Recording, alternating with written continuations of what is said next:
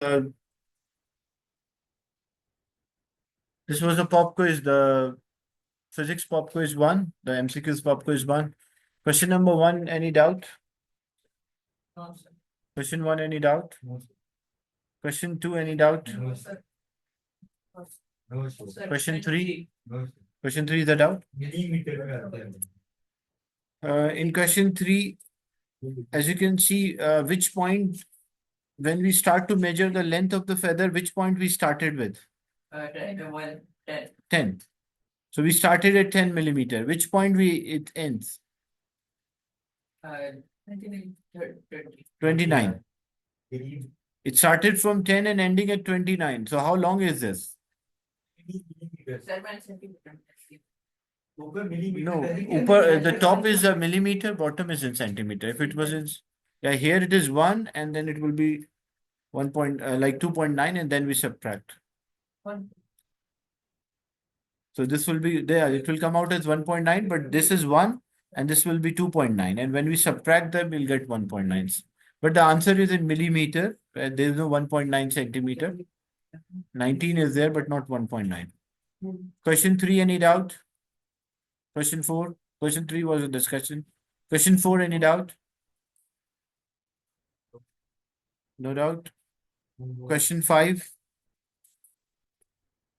No, sir. Question 6, 8. Okay. Question 6. No, sir. A piece of apparatus is most suitable for measuring the mass. So if you want to measure the mass of a substance, like a measuring cylinder, what is the purpose of using a measuring cylinder? It's used to measure the volume.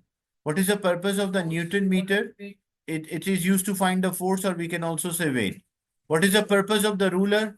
It's to measure the length. So we are left with a digital balance. That's why A will be the right answer.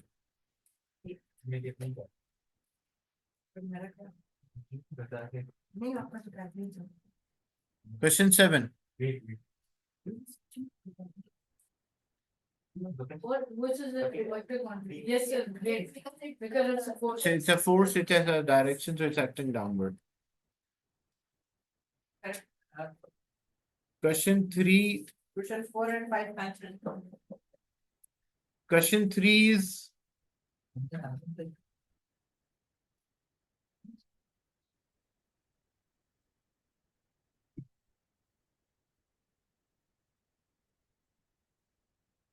first I'm discussing the pop quiz, okay? The MCQs related to the pop quiz. Question number 3. It is started at 10 millimeter, as you can see. This is 10 millimeter, and it is ending at, this is 29 millimeter. So if something starts from 10 and ending at 29, so how long is this? So it is 29 minus 10, which is equals to 19 millimeter. That's why we select A as the right answer.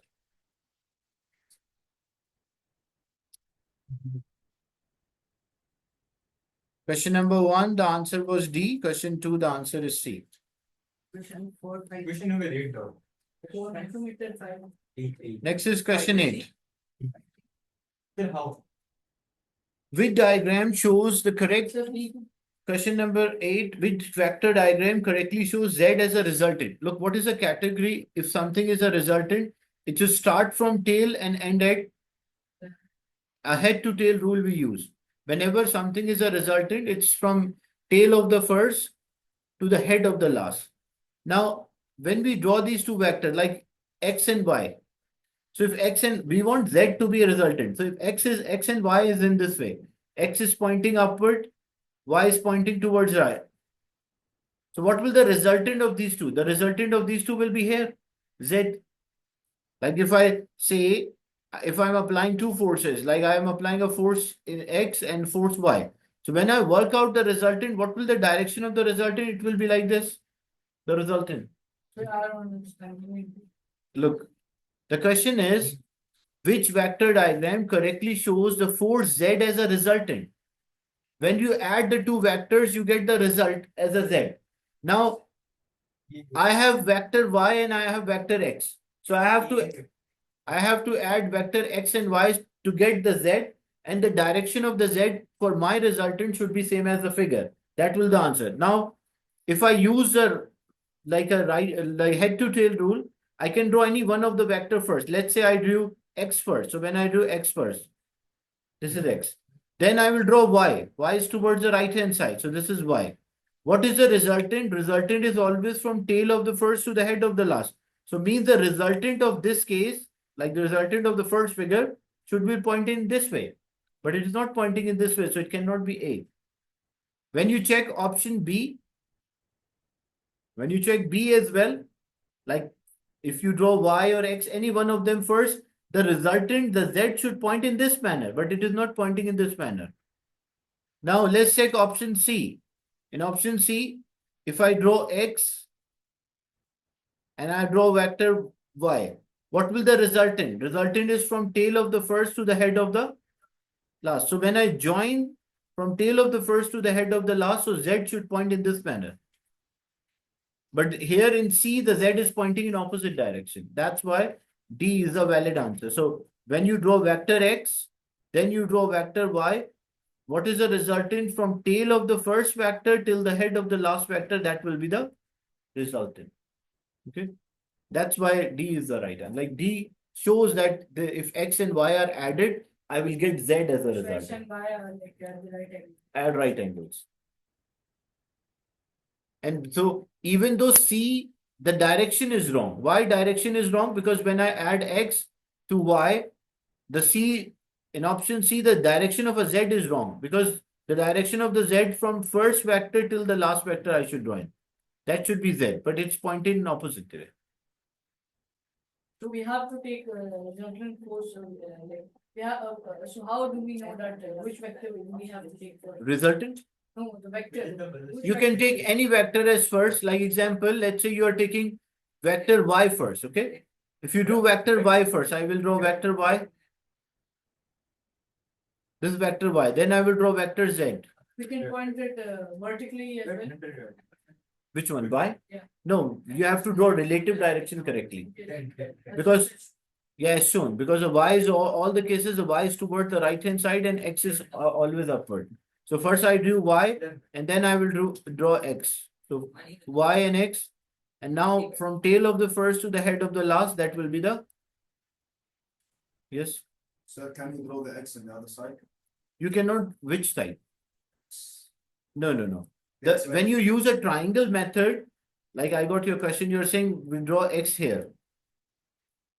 Then it is called a parallelogram method. In a parallelogram method, we complete a parallelogram. And then the resultant is a diagonal of the parallelogram. This is called a parallelogram method. So you will try to answer all the questions by triangle method because you have to learn the force triangle. So after drawing the first vector, any one of them you can draw first, then draw the second vector from tail of the first to the head of the last. That should be the resultant. Okay. You can draw x here, but that is the parallelogram method, not a triangle method. Is it clear? Yes, Anas, Hamad, Saim. Can you go for, can you go forward? Wait. Yes. Yeah, don't say.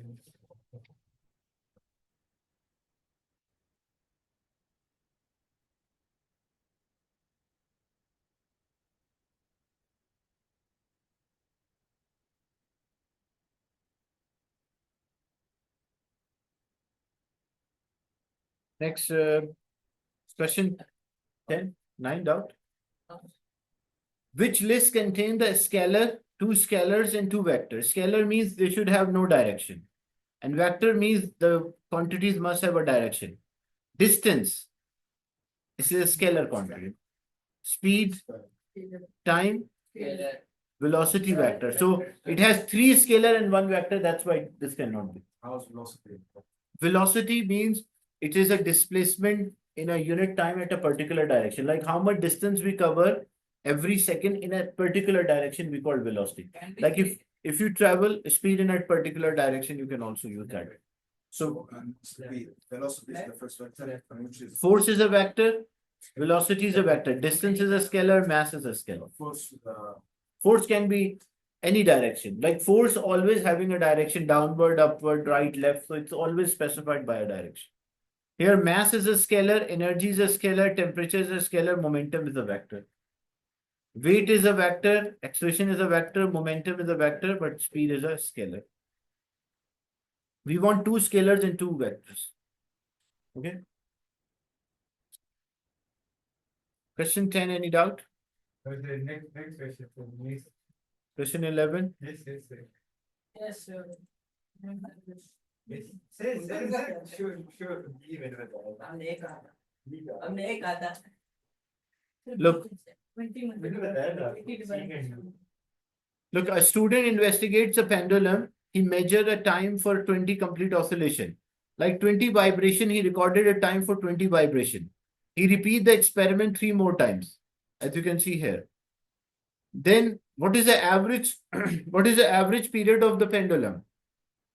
What we can do first, we'll find the average time for 20 oscillation. How to get the average time for 20 vibration? So it is 17.6 plus 19.8 plus 17.6 plus 18.6 and divided by 4. What is the average? 18.4. But 18.4 is the time for how many oscillations? But the question is what? Question is average period. Period means time for 1. So after taking an average, 18.4 is an average. What I will do, I will divide by 20. So it has a significant formula, a certain formula. For average period of pendulum. Yeah, total time divided by number of oscillation. So then we'll get 0.92. So whenever you need the time period of oscillation, the time period of oscillation is the total time divided by the number of oscillation or number of vibration.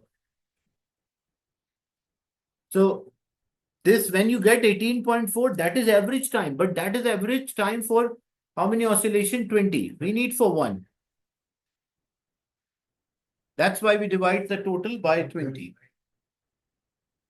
So what is 18.4 average? 18.4 is the average time for 20 oscillations. But we need the time for 1 oscillation. That's why we divided by 20. Question 20, any doubt? Oh, sorry, question 12, any doubt?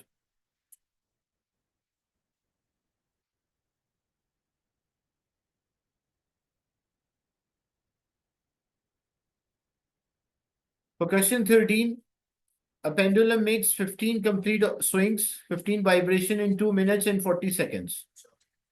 First, because all the time, all the options are given in seconds. So we have to convert this 2 minutes and 40 seconds into second. How many seconds? 160, because 2 minutes means 120 plus 40. So it will be 160 seconds. So the total time is 160 divided by number of oscillation, because whenever you need the period, the time period or a period of oscillation, the formula is the total time divided by number of oscillations or number of vibrations. So total time is 160 and number of vibration are 50. So 160 divided by 50, you got 3.2 seconds. Okay. So this was any other question after this? That's the last. Additional page attached.